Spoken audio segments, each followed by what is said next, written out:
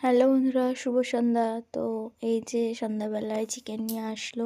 আজকে আমাদের দুপুরবেলাতে নিরামিষ হয়েছে, তো নিরামিষ খেতেও একদম পছন্দ করে না, তাই আবার চিকেন নিয়ে আসলো। দিয়ে যে রান্না বসিয়েছি আর ভাতটাও বসিয়েছিলাম। তো আমি এদিকে চিকেনটা দেখছিলাম বলে মাঠ ছাড়ানোর জন্য ওকে আবার ডাকলাম, তো মাঠটা ঝরিয়ে দিল একটু।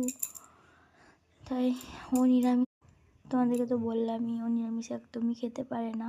যাই হোক, তো বাবু এতক্ষণে ঘুমালো, তারপর আমি এই যে রান্নাটা বসাতে পারলাম।